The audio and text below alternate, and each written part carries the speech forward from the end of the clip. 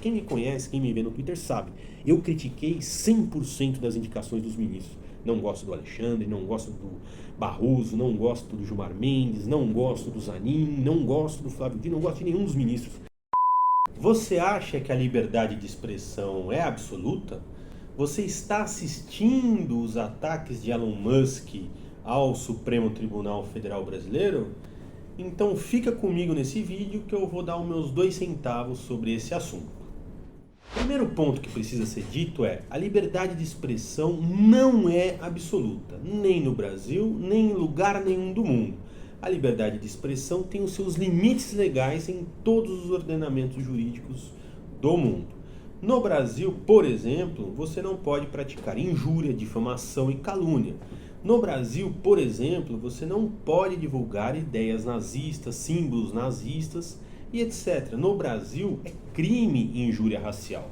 Então veja, no Brasil é crime a homofobia. Portanto, existem limites para a liberdade de expressão. E esses limites foram criados porque eles servem para impedir que pessoas ataquem e prejudiquem direitos de terceiros. É aí que a liberdade de expressão ela tem o seu limite. Por exemplo, se for permitido no Brasil a divulgação de forma normal e natural, criação de partido nazista, etc., nós estaremos colocando em risco a população de judeus que vive no Brasil. Por esse motivo, existe esse limite legal. Esse limite legal existe na Alemanha, por exemplo. Lá também não se pode ter um partido nazista ou divulgar ideias nazistas. Pela mesma razão.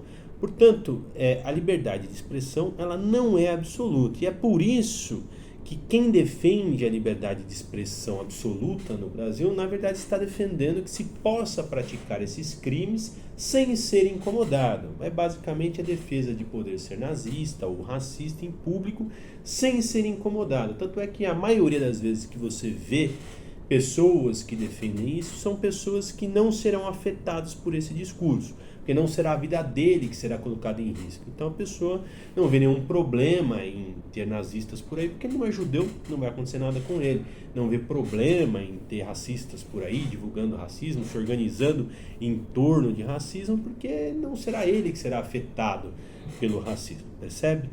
Então, primeiro ponto, a liberdade de expressão não é absoluta. Agora, o caso específico do ataque de Elon Musk. Primeiro de tudo que a gente tem que entender é que bilionários, empresários sempre vão fazer as coisas que fazem mirando objetivos econômicos e políticos. Sempre, sempre, sempre. Porque o poder econômico sempre vira poder político. Chega um momento em que a pessoa tem tanto dinheiro que não tem mais um restaurante que ela não pode ir, não tem mais uma viagem que ela não pode fazer, não tem mais um lugar que ela não possa morar, não tem um lugar que ela não possa frequentar, não tem uma coisa, um objeto que ela não possa ter. Dali para frente é só acúmulo de poder.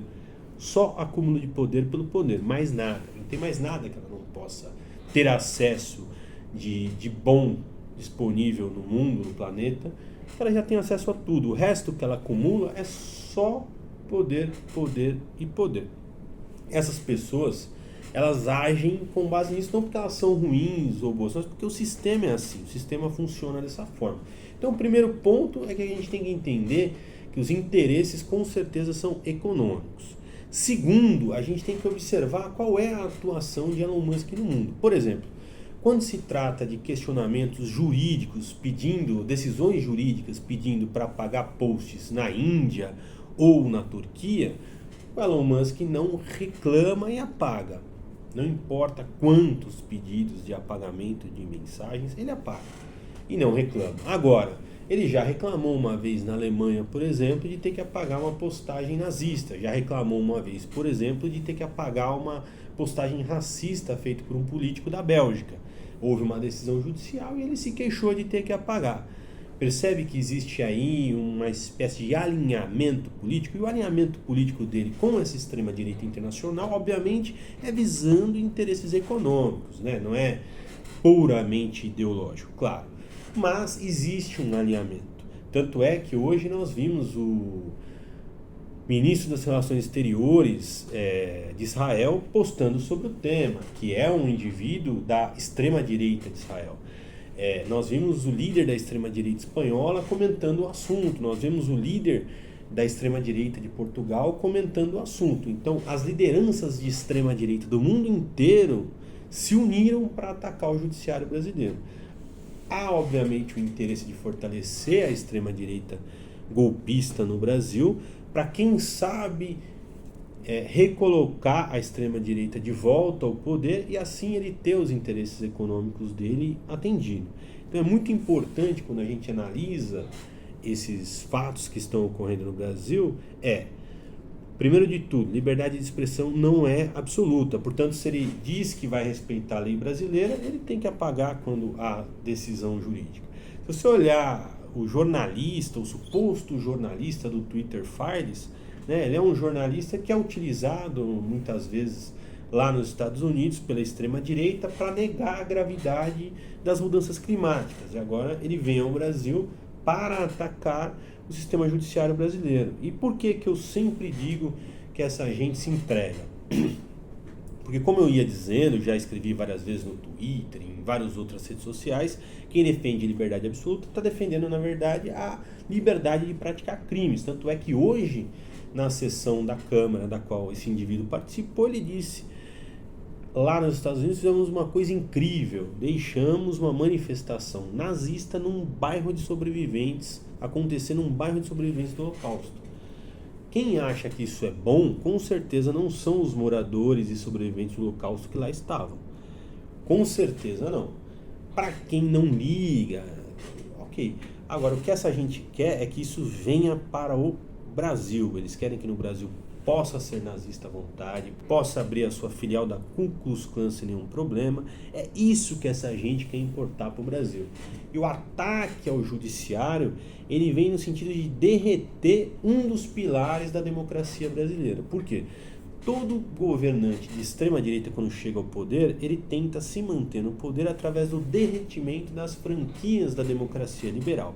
A primeira delas é a imprensa livre, a imprensa profissional. Pode ver que a primeira coisa que Bolsonaro fez quando foi eleito foi dizer para a claque dele, para a trupe dele, que não sigam nenhum jornalista da mídia profissional. Sigam apenas esses blogueiros, esses youtubers que são a verdade, que são a bolha de desinformação criada pelo bolsonarismo. Quando isso foi consolidado e essas pessoas já não acessam, não acreditam em nenhum outro tipo de informação que não venha dessa bolha, precisa se derreter a segunda franquia da democracia liberal, que é o legislativo. Então começa-se o processo do chamado orçamento secreto, que é uma forma que ele encontrou de controlar o Congresso, de aprovar as coisas que ele desejava e de se manter no poder. Agora restou o último pilar da democracia liberal, que é a Constituição Federal e o seu guardião, que é o Supremo Tribunal Federal. Quem me conhece, quem me vê no Twitter sabe, eu critiquei 100% das indicações dos ministros. Não gosto do Alexandre, não gosto do Barroso, não gosto do Gilmar Mendes, não gosto do Zanin, não gosto do Flávio Dino, não gosto de nenhum dos ministros. Do meu ponto de vista, um ministro do Supremo Tribunal Federal tem que ser igual à mulher de César, não basta ser, tem que parecer honesto. Para o povo confiar, não deveria ter tido cargo público de confiança, como ministro da Justiça, secretário de Segurança, não deveria ter tido filiação partidária, deveria ser alguém de fora e alguém que não dê entrevista. A atuação dos ministros do Supremo, o Barroso dando 1 milhão de entrevistas, falando um monte pelos cotovelos, tudo isso eu sou contra. Porém, todavia, por conseguinte, é isso que temos para hoje. É o Supremo que temos. Infelizmente, é o Supremo Tribunal Federal que temos. Resumindo, restou apenas esse pilar da democracia liberal. Como disse o Eduardo Bolsonaro, antes ainda da eleição, ele poderia fechar o Supremo Tribunal Federal como cabe um soldado, mas que para isso ele teria que construir toda uma narrativa. Ou seja, é óbvio que qualquer cabo soldado fecha o Supremo. Gilmar Mendes vai fazer o quê? Vai tacar a caneta no cara? Não tem o que fazer, entendeu? Agora, para viabilizar o impeachment, a dissolução, o aumento do número de ministros, para que eles pudessem controlar o Supremo Tribunal Federal, eles precisam antes construir toda uma narrativa. E o ataque do Elon Musk é a peça que faltava para esse ataque. Claro, a mídia profissional, as pessoas que estão lendo as postagens do Elon Musk e daquele Twitter Files sabem a quantidade de asneira que ali está. Mas para boa parte da população que é fã de Elon Musk, etc., não está sendo bem assim. A gente vê muita gente caindo nesse conto de fadas.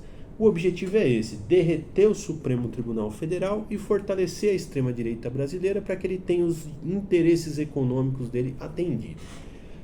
Enfim, para concluir, liberdade de expressão não é absoluta, nem no Brasil, nem no mundo inteiro. O interesse do Elon Musk não tem nenhuma relação com defesa de liberdade de expressão, e sim com defesa dos interesses econômicos e políticos dele.